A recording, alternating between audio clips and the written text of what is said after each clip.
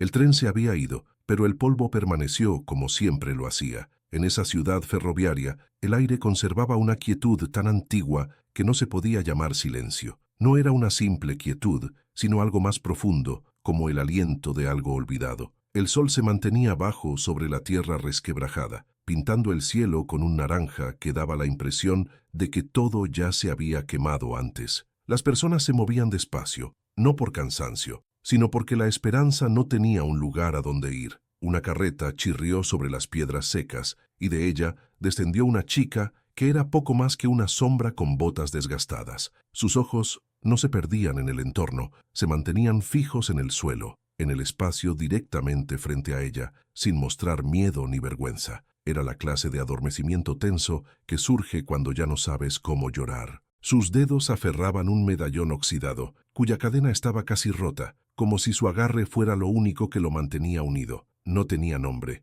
pues los nombres se habían ido junto con todo lo demás. Y allí estaba él, no de pie, sino esperando. Un hombre en una silla de ruedas maltrecha, con rayos de madera, bordes oxidados y pasamanos oscurecidos por el tiempo. Su espalda estaba erguida, pero sus manos temblaban, no por enfermedad o edad, sino por algo más profundo, un recuerdo, el peso de haberse alejado de algo por lo que debió haberse quedado, y nunca haber encontrado el camino de regreso. No sonreía ni hablaba, solo la miraba como alguien que ve, no su cuerpo o su silencio, sino algo oculto detrás de ambos. No hubo papeles firmados ni palabras pronunciadas, solo un intercambio cargado de todo lo que la gente finge no ver. Ella no se opuso, él no dio explicaciones, y el pueblo simplemente desvió la mirada, como siempre lo hacía. Juntos avanzaron lentamente por la calle polvorienta. Él empujaba las ruedas con un esfuerzo silencioso, y ella caminaba a su lado, lo suficientemente cerca para seguirlo,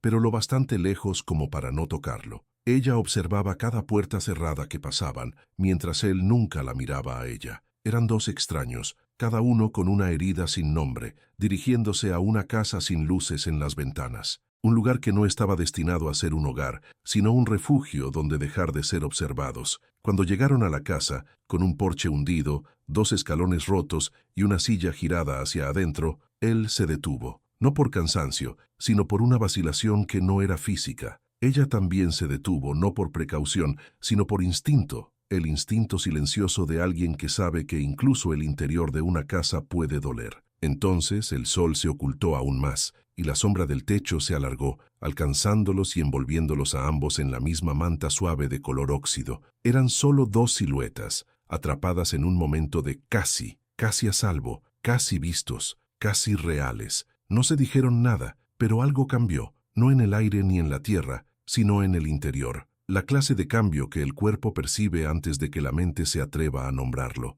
Y en ese silencio donde el polvo nunca se asienta, su historia comenzó. No con una promesa o un propósito, sino con la ausencia de cualquier otra cosa. Esa primera noche, la casa se sintió como una respiración contenida por demasiado tiempo. Las paredes de madera susurraban con viejas corrientes de aire, y el suelo gemía a cada paso, como si recordara a cada persona que lo había cruzado antes. La casa no era grande, solo una habitación y un cobertizo trasero, pero se estiraba sin fin entre ellos. Él rodó hacia la estufa, en silencio. Ella se quedó cerca de la puerta, con los dedos aún aferrados al medallón oculto en su manga, sin atreverse a preguntar a dónde ir o qué se esperaba de ella. El silencio no era incómodo, era denso, como la niebla, como la historia. Con un simple gesto de cabeza, él le mostró el catre y la dejó sola. Ella se sentó en el borde durante un largo tiempo, sin quitarse las botas ni el chal. Sus ojos recorrían cada grieta en el techo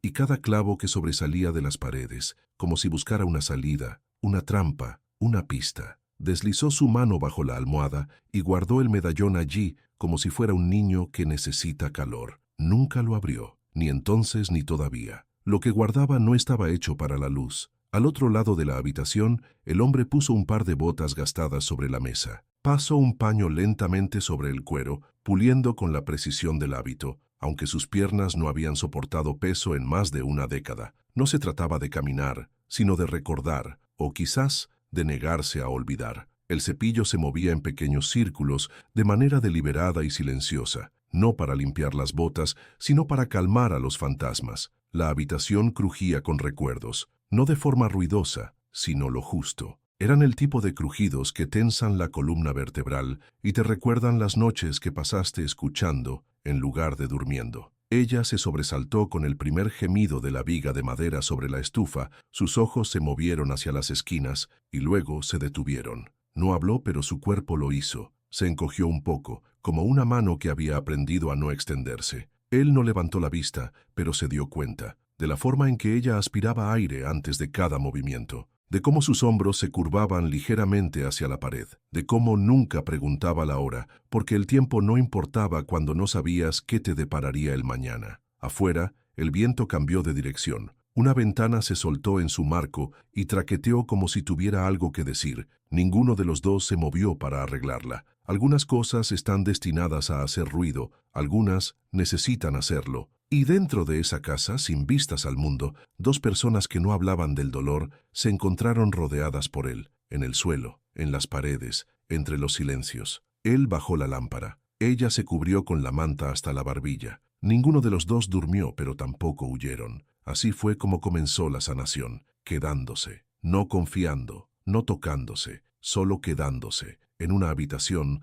donde las ventanas pertenecían solo a la mente. La tercera mañana llegó con un viento más frío de lo que debería haber sido. La estufa se había apagado antes del amanecer y las paredes parecían encogerse con el frío. Ella se levantó antes que él, con cuidado de no despertar las tablas bajo sus pies. Sus pasos ya estaban memorizados, donde no pisar, donde no hacer ruido. Con la penumbra, se dio cuenta del cuello deshilachado de la camisa que él había usado por 2 días seguidos, doblada cerca del lavabo. Las costuras en el hombro se habían deshecho, con solo un hilo apenas manteniéndola unida, como la mayoría de las cosas en la casa. No preguntó, no pensó, simplemente lo hizo. Encontró la aguja que él guardaba en una lata oxidada sobre la chimenea y un hilo que apenas coincidía. Cosió lenta y firmemente, a un ritmo que se sentía como una oración. Sus manos recordaban lo que les habían enseñado, cómo remendar cosas destinadas a durar. A mitad de la costura, sus dedos rozaron algo escondido en lo profundo del puño, la esquina de un trozo de tela doblada, suave por el tiempo.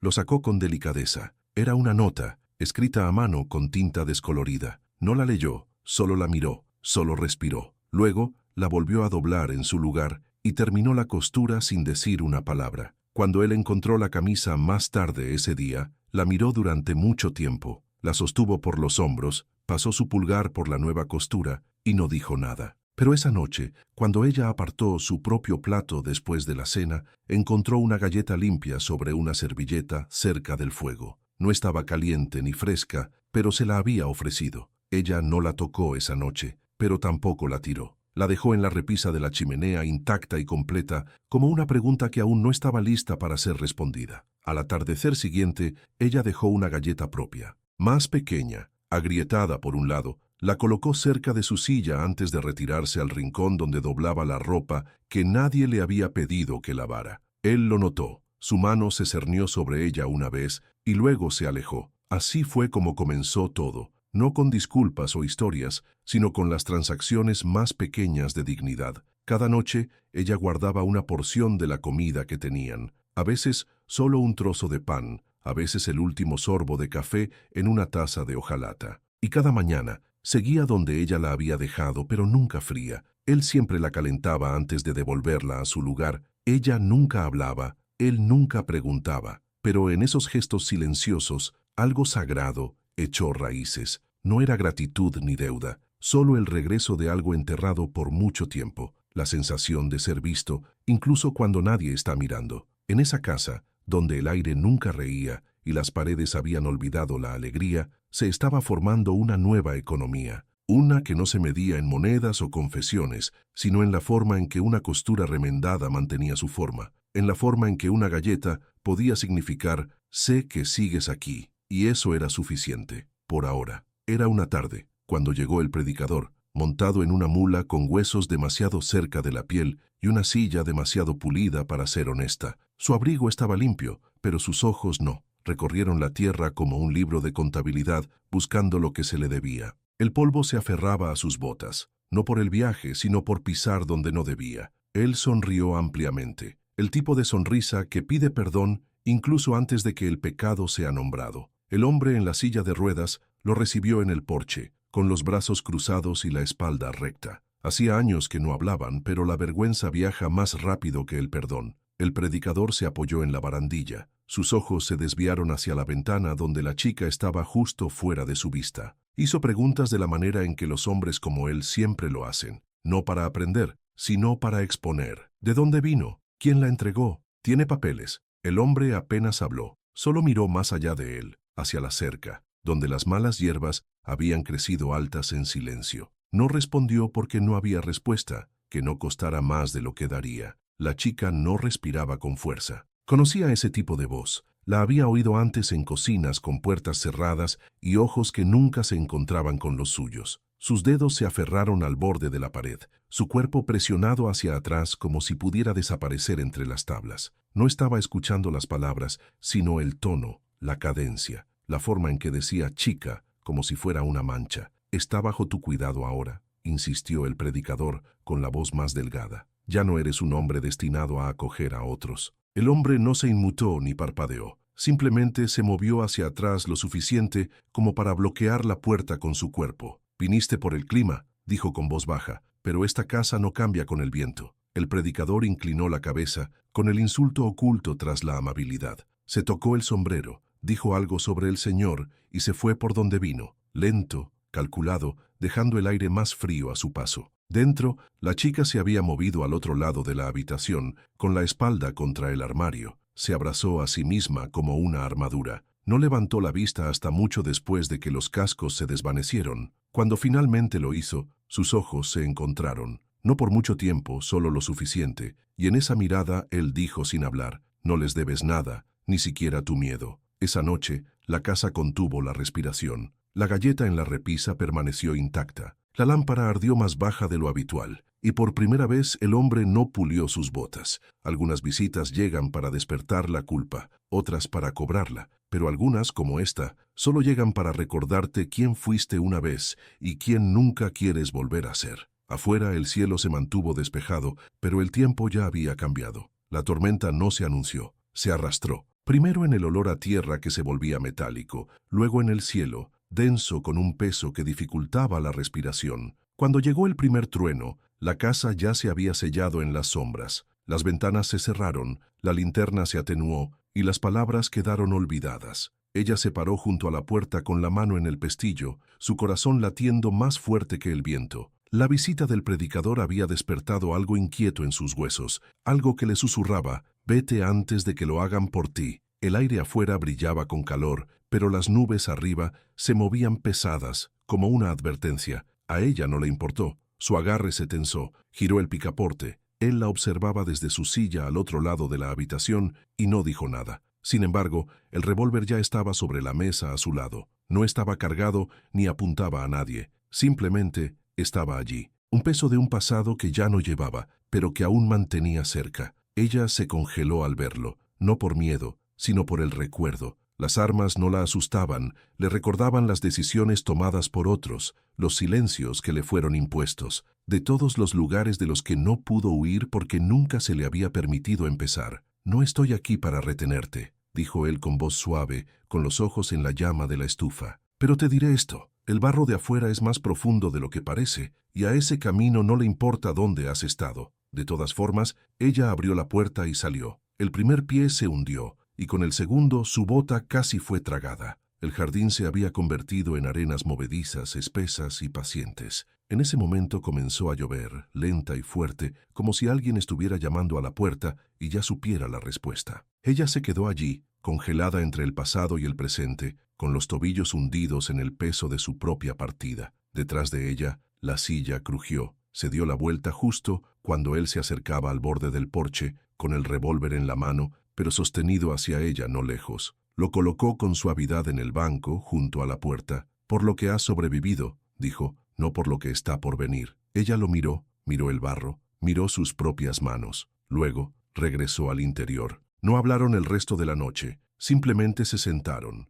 uno cerca del fuego, el otro cerca de la puerta. La tormenta sacudía el techo, y el viento gritaba viejos nombres, y el revólver permaneció intacto entre ellos, como una herida que ninguno de los dos reabriría. Algunas puertas permanecen cerradas porque deben hacerlo, no por miedo, sino por saber el costo de abrirlas. Las horas justo antes del amanecer tienen un silencio diferente al de la noche. No es la ausencia de sonido, sino la presencia de algo que espera, una suavidad que pliega el tiempo hacia adentro. Esa noche, ninguno de los dos había dormido. La tormenta había pasado, pero dejó atrás el tipo de silencio que no consuela, solo escucha. Ella se sentó junto a la ventana, con las rodillas contra el pecho, la manta envuelta en ella no por calor, sino por el recuerdo. El medallón estaba en su mano, aún sin abrir. Lo giraba una y otra vez como una piedra sacada de un río, ahora lisa, pero moldeada por todo lo que había pasado. Al otro lado de la habitación, él estaba sentado en su silla, mirando a la nada. El revólver había sido devuelto a la estantería. ¿Qué les pasó a tus piernas? Su voz se quebró como el cielo antes de la mañana, no con fuerza, sino solo estando allí. Él no se giró, ni parpadeó. Lentamente, sacó un cajón a su lado y extrajo una fotografía, rota por la mitad y descolorida en los bordes. La sostuvo para que ella la viera. Una mujer sonriendo y un niño pequeño, con los dientes torcidos y tierra en la barbilla. La otra mitad faltaba. Mi esposa murió en el parto. Mi hijo huyó cuando cumplió 15 años. Me culpó por ambos, dijo. Bajó la foto a su regazo. Salí a buscarlo a caballo. Tuve una mala caída cruzando la cordillera negra. La espalda nunca se curó. Ella no habló, pero respiró largo y constante por la nariz. Sus dedos se cerraron alrededor del medallón. Yo tuve un nombre una vez, dijo, antes de dejar de pronunciarlo. Su voz no temblaba, flotaba, ingrávida por haber sido llevada durante tanto tiempo sin ser liberada. Dejé una carta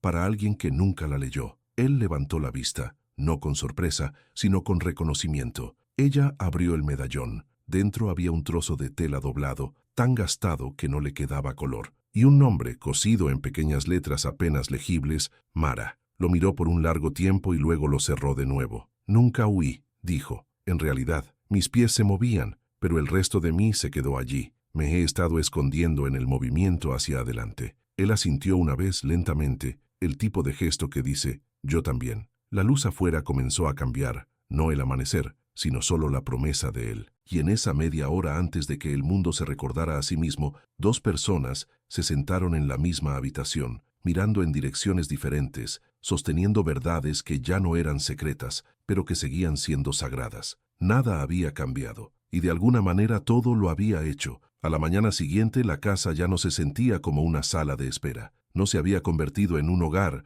no del todo, pero algo había cambiado en sus cimientos. El silencio antes cargado de cosas no dichas ahora tenía un peso diferente. No miedo ni vergüenza, sino comprensión. Se movían por la mañana como un par de fantasmas aprendiendo a estar vivos de nuevo. No juntos, pero no solos. Ella rompió un solo huevo en la sartén. Él llenó la tetera con agua que todavía olía débilmente a hierro. No hablaron, pero sus movimientos encontraron un ritmo. Cuando ella le entregó una taza astillada, sus manos casi se tocaron, casi. Ambos se detuvieron por un segundo demasiado largo y luego miraron hacia otro lado al mismo tiempo. Sin disculpas, sin necesidad. El café estaba amargo y la tostada quemada por un lado, pero se la comieron como un ritual, pequeño, deliberado, sagrado, como encender una vela, no por esperanza, sino por el recuerdo. Después del desayuno, él repartió las cartas, una baraja vieja, con los bordes curvados y los colores desvanecidos. Las puso sobre la mesa en parejas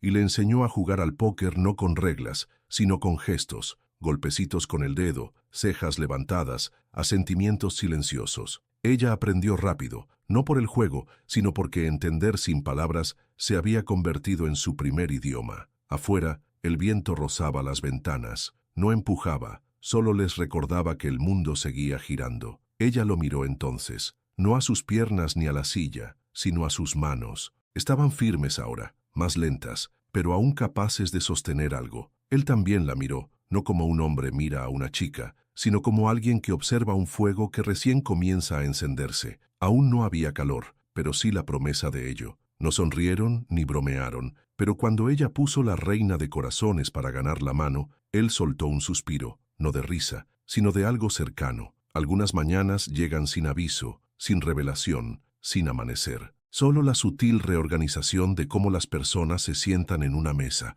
solo el acuerdo silencioso de que ninguno de los dos se va a ir a ninguna parte, no hoy, Y ese fue el comienzo de la pertenencia. No ruidoso, no seguro, pero real. No dicho, pero presente, como el café entre ellos, como el medallón en su pecho, como la fotografía todavía guardada bajo su abrigo. Era un martes, o tal vez un jueves. Ahí fuera, los días no significaban mucho. El sol salía igual, el viento pasaba por las mismas grietas, y la casa, terca y caída, seguía en pie como siempre lo había hecho, sosteniendo cosas que no pidió cargar. Pero algo era diferente, no ruidoso, solo nuevo. El medallón estaba abierto ahora, descansando en el alféizar de la ventana, junto a un frasco de flores silvestres secas. No estaba escondido ni vigilado, la tela dentro seguía doblada, el nombre cosido aún sin ser leído por nadie más que ella. Él nunca preguntó, ella nunca explicó, pero ella lo había puesto allí como alguien que finalmente deja un arma, no en señal de rendición, sino de paz. Sus días se habían asentado en patrones tranquilos. Ella barría el porche cada mañana, no porque lo necesitara, sino porque sus manos necesitaban un propósito. Él se sentaba cerca, tallando un trozo de madera flotante en algo aún sin forma. Sus manos se movían lentamente, el cuchillo romo por el uso, pero el ritmo era constante. A veces, sin darse cuenta, tarareaban melodías diferentes. La misma melodía. El predicador pasó de nuevo por el pueblo, hizo preguntas en la oficina de correos, probó en el salón. Nadie tenía respuestas. Cuando pasó junto a la casa, redujo la velocidad, miró hacia el porche, pero nadie lo saludó, nadie agitó la mano. No se detuvo, solo se tocó el sombrero ante nadie y siguió su camino. Ya no había nada para él allí. Esa tarde, el cielo era del color de la ceniza suavizada por la luz. Ella sacó 2 tazas y las puso en la barandilla. Él se unió a ella, maniobrando su silla para mirar hacia el horizonte. Ninguno de los dos habló. Las sillas crujieron, el viento se movió, y en ese lento caer de la luz, vieron el borde del mundo desdibujarse. No hubo un final grandioso ni declaraciones. Solo 2 sillas, una figura con un pasado del que no podía huir, otra que no tenía a dónde ir. Ambos sentados, uno al lado del otro, de cara a lo que quedaba. Y en algún lugar en el silencio entre el anochecer y la oscuridad, una pregunta se posó sobre el porche como la niebla. ¿Pueden 2 raíces rotas formar un hogar? ¿O solo fantasmas más silenciosos? Ninguno de los dos respondió, pero no necesitaban hacerlo. El medallón se quedó abierto, la casa se mantuvo quieta, y por primera vez, ellos también lo hicieron.